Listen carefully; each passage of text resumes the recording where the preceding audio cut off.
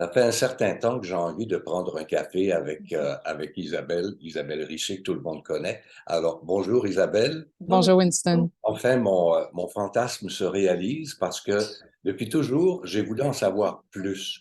Et tu as eu l'heureuse idée d'écrire un livre qui, d'ailleurs, est très joli. D'ailleurs, la couverture est très belle, à savoir ce que je n'ai jamais raconté. C'est né comment cette histoire? C'est un besoin? Oui, c'est curieux parce que d'abord, j'ai toujours voulu écrire. J'écris depuis tout le temps. Je pense que c'est ce que tous les écrivains disent. Les écrivains pas encore éclos, là, pas encore aboutis. Mhm. Et éventuellement, je me disais, il faudrait que je me débarrasse, que je fasse un peu de ménage dans mon ordinateur interne parce qu'il est encombré d'histoires assez sombres, assez déprimantes. Alors, si je veux avoir l'endroit pour naître et m'envoler, bien, il faudrait que je fasse de la place. J'ai l'impression que mon imaginaire est trop occupé par des histoires de palais de justice, des histoires de drames, des histoires abominables. Alors, si je m'en débarrassais, bien, peut-être que l'inspiration, celle à laquelle j'aspire, viendra. Alors, est-ce que ça fonctionnera? On verra bien. Mais c'est un peu comme ça que les récits euh, sont nés, si on peut dire, d'autant que je pense que j'avais quelque chose à dire de plus, c'est-à-dire, je ne l'ai pas fait dans un style journalistique où je raconte un procès de A à Z. Ça, c'est mon travail. Ça, c'est ce que je fais tous les jours depuis 30 ans. Ouais. Alors, je voulais pas ça. Je voulais me débarrasser d'un certain nombre de fragments d'histoire qui m'ont particulièrement heurté ou secoué. Et je me disais, peut-être que par l'écriture, ça finira par disparaître de mon cerveau, bien qu'on sache tout le monde qu'il n'y a rien qui disparaît jamais de façon définitive. Là. Mais au moins, j'ai l'impression d'avoir fait un peu de place. Mais justement, Isabelle, quand on entend des procès comme ce que tu vis Mhm. tous les Depuis jours, 25 ans. oui, comment on fait pour se sortir de ça? Oui, l'écriture, mais tu arrives à la maison, tu as ça dans la tête. Qu'est-ce que tu fais pour... Ben, je te dirais, des milliers de kilomètres de vélo là, m'ont beaucoup aidé. Et des centaines de kilomètres de course à pied, de ski de fond, ça m'a, comme disait ma grand-mère, éventé l'esprit. Alors, j'avais besoin d'air, j'ai toujours eu besoin de jouer dehors, là, ça c'est fondamental dans ma nature. Mais a fortiori, quand j'étais occupée ou quand j'avais l'esprit un peu troublé par des histoires terribles, ben, dans ce temps-là, dans l'effort physique, on dirait que tu oublies, tu te concentres sur l'effort. Tu sais. Alors, quand tu grimpes un col, tu n'as pas tellement le temps de penser au procès de meurtre d'enfant ou de viol d'une jeune femme. Tu pédales, tu tires, tu pousses, alors tu te concentres sur ce que tu fais, sur ton effort. Alors, le sport m'a littéralement sorti de ces histoires terribles. Et c'est pour ça, mais c'est pas rien que pour ça, là. C'est parce que j'aime ça d'abord, mais c'est aussi beaucoup pour ça que j'ai jamais cessé d'aller jouer dehors parce que ça me faisait oublier toutes ces histoires terribles. Il y a un répertoire quand même impressionnant, de choses que effectivement n'étaient pas racontables à la télé ou en reportage. Et parmi ceux-là, il y en a qui remontent quand même assez loin. Oui. Donc c'est un répertoire que bon, c'est 25 ans d'histoire finalement qui se lisent tout à fait comme un roman, un polar d'une certaine façon. Oui, mais c'est drôle que tu dises ça, qui ne se racontait pas à la télé parce que justement, il y a beaucoup de choses dans ce livre qui ne sont pas intéressantes au moment où tu fais du reportage. C'est pas, les Anglais disent It's not about me. Alors, Mm. les histoires n'étaient pas les miennes. Moi, comment je m'étais sentie ou combien j'avais trouvé ça difficile à entendre ou terrible ou dégoûtant, ça fait pas partie du reportage. C'est pas intéressant de raconter ça. C'est intéressant de le raconter à tes amis parce que eux se disent, mon Dieu, pauvre enfant, viens, on va aller prendre un verre ou viens, on va aller faire une ride de bicycle. Alors ça, c'est parfait. Mais c'est pas des histoires qui étaient pertinentes pour le récit à la télé, des reportages ou des procès que je couvrais. Donc, c'est pour ça que je l'ai appelé ainsi, ce que je n'ai jamais raconté, parce que c'était pas utile de raconter ça pour le public. Mais il n'en reste pas moins que je les avais entendues, ces choses-là, et qu'elles s'étaient déposées en moi. Alors, c'était aussi une façon de les libérer. Et puis, avec les années, tu sais, tu dis 25 ans, ben, tu sais, il y a même des choses qui remontent à 30 ans parce que j'ai commencé au Palais en 1992 et même avant, j'y allais à la pièce, là, si on peut dire. Ah, donc, les premières histoires terribles que j'ai couvertes, ben, c'est sûr que c'est celles-là qui m'ont le plus impressionnée. J'étais une jeune journaliste, j'étais plus impressionnable, forcément. Alors, les premières fois que j'entendais des histoires de violeurs en série, de prédateurs qui s'attaquaient à des jeunes femmes, ben là, j'étais capable de me projeter là-dedans. C'était terrible, là. Je me voyais là-dedans. Euh, et les premières histoires épouvantables de meurtres d'enfants aussi, ben là, c'est sûr que tu es complètement vissé dans ta chaise. Bon, évidemment, avec les années, on s'y fait. Ça a l'air bizarre de dire ça, mais plutôt on se fait une carapace, là. Pas mal comme n'importe qui, là, les premiers répondants. Et puis, comme je dis toujours, les médecins, là, ils pleurent pas à chaque fois qu'ils perdent un patient, sinon ils en sortiraient pas. Alors, c'est un peu la même chose pour les gens qui couvrent les affaires judiciaires. D'abord, c'est pas comme ça 365 jours par année, là, comprenons-nous bien. C'est sûr que là, les 22 récits, les uns après les autres, on se dit, mon Dieu, mais quelle vie infernale. Non, c'est pas toujours comme ça. C'est sûr que quand on les lit l'un à la suite de l'autre, on se dit, mais c'est insupportable, mais c'est pas toujours insupportable.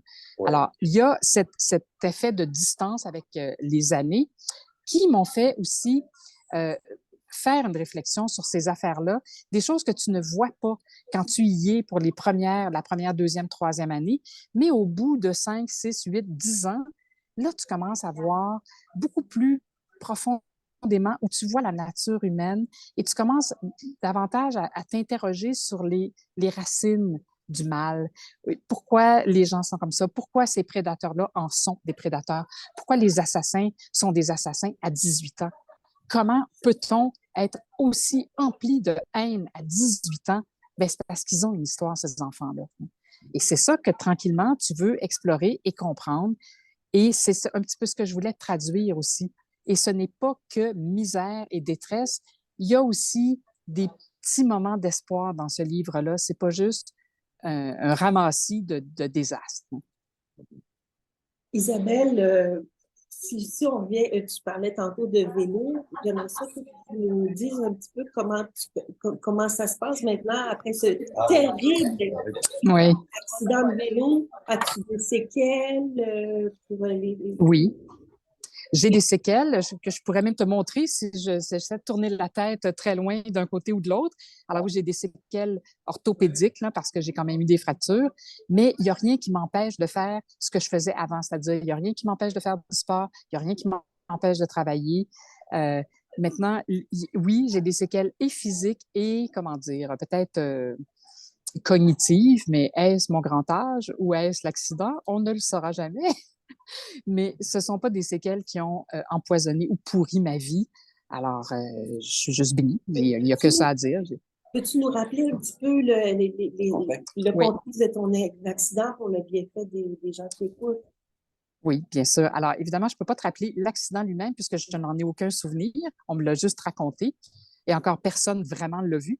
Alors, j'étais à vélo avec une personne qui était devant moi et c'est une voiture qui venait en sens inverse qui a, tu sais, quand une voiture dépasse trop large, là, alors qui m'a happé alors que j'étais dans ma voie et dans l'espèce de mini accotement microscopique, là, comme sur les routes de campagne. Et je ne sais pas comment il m'a heurté, mais on présume qu'il m'a accroché le coude avec son rétroviseur parce que j'ai eu une fracture du coude et j'ai eu une fracture de la colonne cervicale. Donc, C1, C2 pour les médecins qui nous écoutent, là. Alors les vertèbres cervicales. Et j'ai perdu conscience et j'ai passé un mois à l'hôpital. Après un coma de quelques jours, j'ai émergé du coma, mais ce n'est pas comme dans les films. Là, tu ne te réveilles pas en disant, mon Dieu, où suis-je? Qu'est-ce qui m'est arrivé? C'est pas comme ça que ça se passe. Mais j'ai fini par en sortir du coma et je suis restée un mois à l'hôpital et ensuite j'ai été transférée à l'Institut de réadaptation de Montréal où j'ai passé un autre mois. Et ensuite, je suis allée chez moi. Et là, j'étais suivie en externe. Alors, j'ai une gratitude et une reconnaissance. Vous n'avez pas idée combien elle est immense à l'endroit de tous les professionnels qui m'ont suivi, qui m'ont soigné. Je vénère les physiothérapeutes et les ergothérapeutes. Et c'est pas mal tous eux qui m'ont ramené là où je suis, là. D'ailleurs, c'était très drôle, mais là, je ne veux pas m'éterniser là-dessus, mais quand j'étais à l'Institut de réadaptation, la physiothérapeute, évidemment, elle savait ce que j'avais eu. Alors, la première séance, elle m'a fait monter sur le vélo stationnaire. J'avais le bras en écharpe, j'avais un collet autour du cou, mais j'étais tellement heureuse, ne serait-ce que de pédaler à 3 secondes la minute. De 3 tours la minute, c'était complètement fou. Là, je pédalais pas vite, mais je sentais que j'étais sauvée, hein, parce que je pédalais sur un vélo stationnaire en me tenant à une main. Et ça montre la passion que tu as pour le vélo, de retourner sur le vélo après un accident aussi. Tu parles, oui. Mais comme j'ai dit à tous mes amis, si je m'en rappelais de l'accident, qui sait, peut-être que j'en aurais plus jamais fait du vélo, mais je n'en ai aucun souvenir. Et c'est bien comme ça. J'ai aucune envie de faire des séances d'hypnose là, pour m'en souvenir. Pas du tout. Non. J'aimerais revenir, il nous reste quelques minutes encore. Isabelle, ce que je n'ai jamais raconté, moi j'ai eu les frissons, et je vais te dire, pour la petite Sarah, pour l'horreur Oui. des indifférents, pour le sexe, comme Comme seul ça, le langage. langage, et la tueuse à gages, et Annie, la courageuse. Ce ne sont que quelques titres de chapitres que tu proposes, mais en même temps, tu le fais avec tellement d'humanité et de délicatesse en même temps. Je reconnais là l'excellente journaliste que tu es, mais ma question est, est-ce que tu es allé ailleurs en journaliste? Es-tu allé en droit? Es-tu allé en psychologie? Raconte un peu. Non, c'est-à-dire que je n'ai même pas fait mon cours en journalisme. J'ai pas fait communication. J'ai fait un baccalauréat en études néo-helléniques. Alors, il n'y a rien qui me destinait à faire du palais de justice. Quoique, si on y pense bien, la civilisation grecque et tous les tragiques grecs se retrouvent dans tous les drames qu'on voit au palais de justice, assurément. Hein, jalousie, haine, vengeance. Est-ce que c'est pas les thèmes des classiques grecs, ça? Ben, c'est tout ce qu'on retrouve au palais de justice. Alors, mais c'est pas ça qui m'a mené au reportage. J'aimais ça déjà au cégep, au secondaire. J'étais dans les journaux étudiants, je faisais de la radio étudiante. Alors, je sais bien pas pourquoi j'avais pas choisi ça d'emblée. Mais bref, j'ai abouti là. Et quand je suis rentrée au palais de justice, j'ai tellement aimé ça, j'ai tellement aimé le droit que j'ai commencé à faire mon cours de droit, mais de soir. Tu sais, travailler à temps plein et étudier le soir, c'était pas la meilleure idée. C'était le fun, mais c'était beaucoup trop prenant. Alors, ça marchait pas. Donc, j'ai fait quelques cours au certificat en droit en me disant, je le finirai bien un jour. Et tu vois, là, je suis sur le point de finir ma carrière, puis j'ai toujours pas fini mon droit. Mais qui sait? J'ai pas renoncé à cette idée. Pour le mot de la fin, Isabelle, j'aimerais savoir si cette expérience en écriture, oups, voici Blue, je te présente. Oh, et et le beau savoir si tu as la piqûre de l'écriture. Est-ce que tu vas récidiver? Est-ce qu'on peut s'attendre éventuellement peut-être à un roman? Écoute, ça, c'est le rêve, hein, bien sûr, Winston. Et si mon éditeur adoré écoute, il va rire parce que je lui dis toujours, moi, à moins d'écrire comme Marguerite Yourcenar, ça sert à rien d'écrire, donc j'écrirai jamais.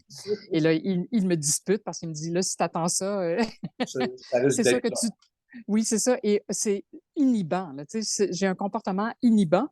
Alors, est-ce que c'est une façon de me protéger et de ne jamais écrire? Je ne sais pas. Mais oui, bien sûr que j'ai envie d'écrire parce que c'est un moyen de communication que je privilégie, que j'aime. J'aime maîtriser la langue, j'aime jouer avec la langue. Et puis, je devrais être capable de trouver quelque chose dans mon cerveau qui m'éloignera un peu du malheur de l'humanité et qui me plongera dans quelque chose de plus, dans la fiction plus joyeuse, quoi. Et peut-être aussi te réfugier à la campagne pour avoir un peu de calme autour de toi? Ah, quel rêve! Oui, là, pour l'instant, mon frère m'a prêté son chalet, ce qui m'a permis d'écrire ce livre. Mais éventuellement, il ne peut pas toujours me le prêter. Alors, je ne sais pas, mais oui, la campagne, ce serait un endroit vraiment rêvé pour écrire. Bon, alors mon rêve a été assouvi. J'ai pris un café avec Isabelle Richer. On continue à t'écouter, à t'entendre et le plaisir de lire ce magnifique un récit d'une certaine façon de ta vie de journaliste et chroniqueuse judiciaire. Merci beaucoup Isabelle Richer. Isabelle. Merci à vous. Passe de belles fêtes. À vous deux aussi. Au revoir.